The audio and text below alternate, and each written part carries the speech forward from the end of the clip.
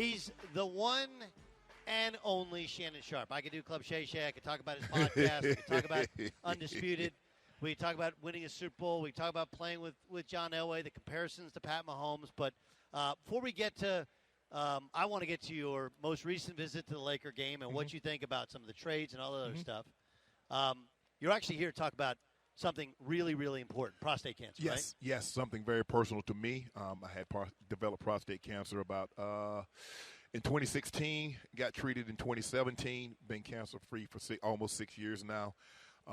And I think the thing is for what I'm doing is Talk That Talk is that we're asking black men to start getting screened early at the age of 40, because if screened early, detected early, diagnosed early, there's a 96% survival rate because it's a very treatable form of cancer when screened early and detected early. Black men are 2 times more likely to develop prostate cancer, and there's a 68% chance of developing prostate cancer if your dad or brother has developed prostate cancer. So for me, I started getting screened, Doug, at 35 because my father and 2 of his brothers died of cancer. So I knew I was in a very high percentile, even though my lifestyle didn't say I would develop prostate cancer, but just knowing the history of it. And so I started getting screened early, often, and I think it possibly saved my life. Well, it's awesome and really important. My closest friend in the world is Miles Simon. He's the G League coach of the Lakers. Yeah. He lost his father, Walt, to prostate cancer. Kept coming back, and I echo those sentiments. Get tested early, get tested often, and don't be afraid to talk the talk. That's the thing. I think the biggest thing is to have a personal relationship with a doctor, because a lot of times you wait till it's too late. You don't wait until you develop the worst of the symptoms. And a lot of times, and I didn't have any of the symptoms. You know, I wasn't urinating blood. I didn't have any abdominal pain. I didn't have anything. And I went for a routine, my yearly physical, and got tested, and I kind of knew something when the doctor that did the procedure wasn't the one that called me and told me the results. So now all of a sudden my heart's beating fast, and she was speaking very slow. When you hear you have cancer, oh man. And again, people see you on TV. They know how important working out and your physical appearance is to you as a human being. I mean, you are built like any after picture for any workout video, right? Yeah. But when you hear you have cancer, what goes through your mind? Man, I'm like, man, cancer didn't give a damn how good I ate. The cancer didn't give a damn how much I work out. It still afflicted me.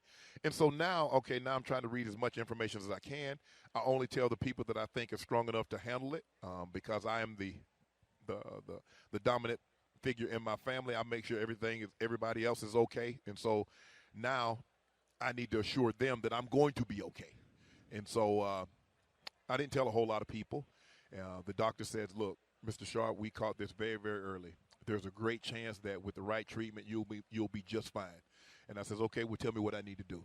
He said, well, do this, this, and this. I did that, and I had to get blood work done twice a year for 2 years, and I've been cancer-free, like I said, May will be 6 years. It's talkthetalkpc.com. Talkthetalkpc.com. All right, so here's the question. Steven Adams comes walking over to you, and suddenly you turn your attention to John Moran's dad.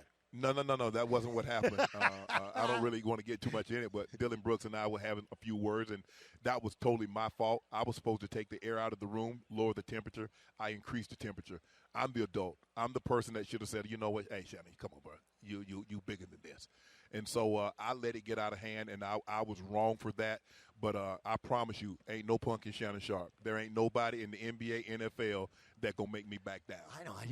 That's a gigantic human being, Steven Adams. You do realize that most of the men that I went up against in the NFL were bigger than I was. I fully understand. What do you think of how the Russell Westbrook era ended with the Lakers? Well, obviously it wasn't a success, because anytime you put 3 great players together, just like Brooklyn, just like any other situation, and when you don't win a championship, it's unsuccessful. Just like in Brooklyn, James Harden and Kyrie and Kevin Durant, that might be the most colossal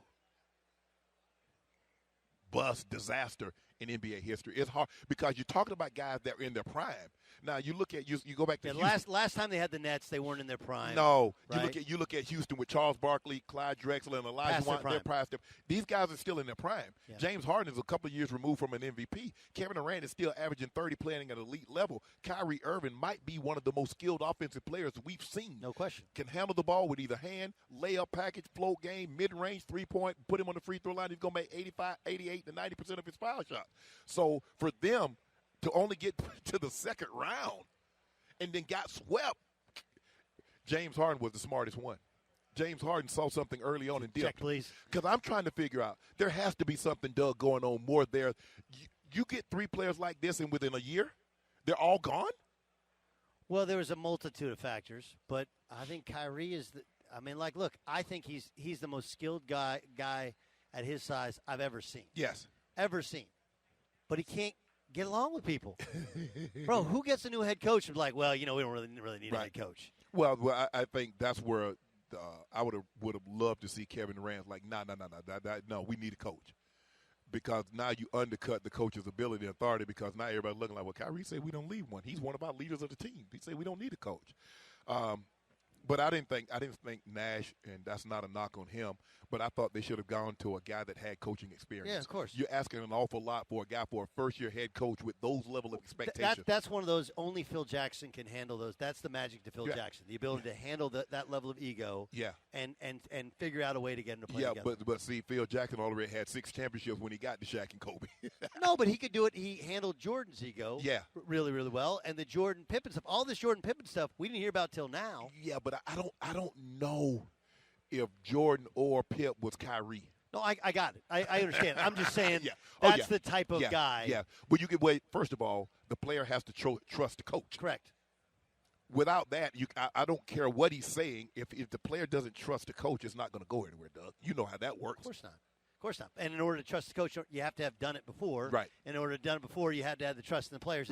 It is a cycle in the NBA, and there was just a limited number of guys. All right, KD in Phoenix seems to give new life to CP3, who looked like he was over the hill this year. Yeah. He looked. He was on fumes. but now, obviously, you lose your defensive stopper, but you have 2 elite scorers. Mm-hmm. Heck, throw in T.J. Warren. You got some buckets there. Right. What does Phoenix look like to you now?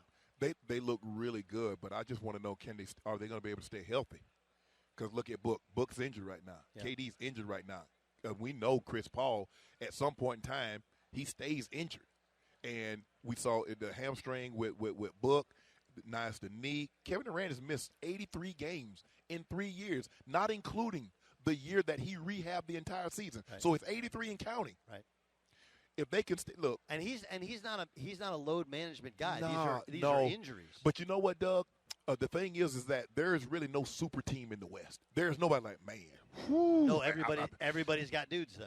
Everybody. And then the thing is about a matchup in a 7-game series. If the Lakers can get on the streak and they can get into the playoffs, who really wants to see the Lakers in a 7-game series? Lots of teams. Okay. Lots of teams. Everybody. I love you, and I know how much you think of LeBron, rightfully so. Yeah. Okay, but he ain't the same dude at the other end. No. And they don't have the team around them. But here, let me ask you this. Okay, LeBron is not the dude on the other end. Tell me the defensive team. So is Kawhi and PG the same guys on the other end? Not even close. Did you see? Hold on. Did you see Kyrie? What Kyrie did to him last night? Do you see what everybody does to him? What everybody does. I'm like Kyrie. Luka. That's Luka and Kyrie in one game. Hold on. Name an offensive guy that doesn't go get buckets against the Clippers.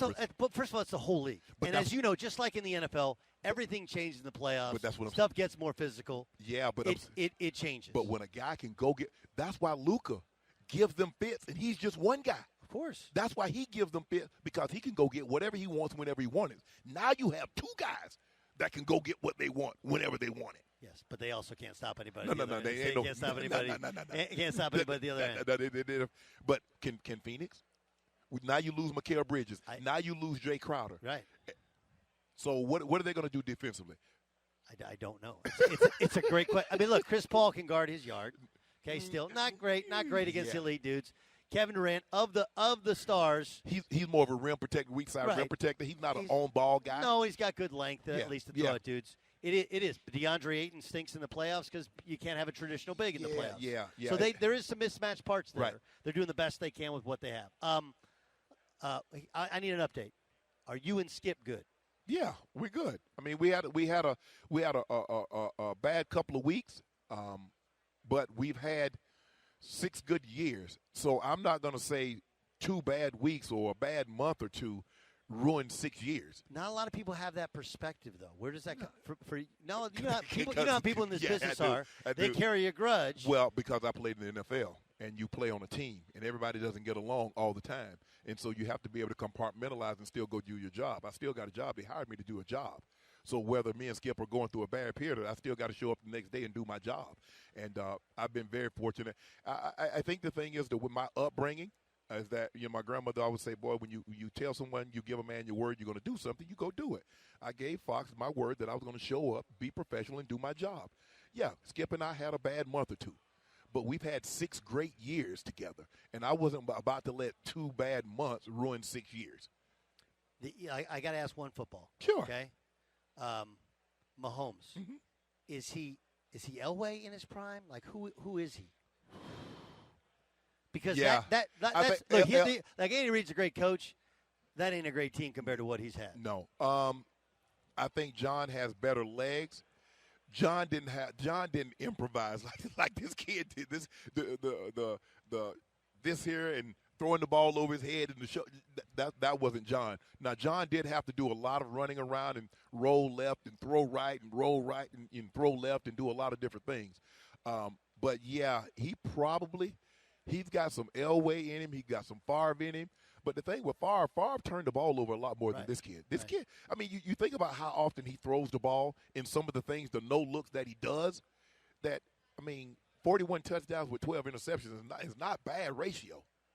Not bad. He's incredible. 5 years he started. He's played no less than a conference championship game every year. Yeah. You have to, I don't want to, but he's has to start in that conversation of the greatest we've ever seen play the position based upon this sample size. Well, if he wins a championship, he has the greatest 5-year stretch to start a career than anybody.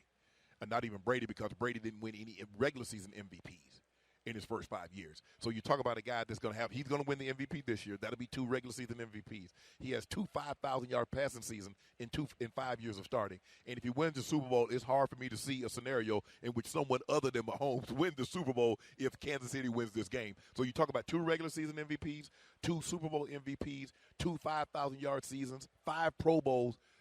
I mean, you can make a case for maybe Brady. But like I said, Brady didn't have 2 regular season MVPs to start a career. And he's probably got 10, 15 more years to accomplish everything else. Club Shay Shay, of course, you can download the podcast, Undisputed, every day on FS1. And don't forget, talkthetalkpc.com. Get tested. But more importantly, start the conversation because it could save your life or somebody close to you's life. That's absolutely correct. Shannon, Thanks for having it's an me on, honor. Doug. Thanks for joining me.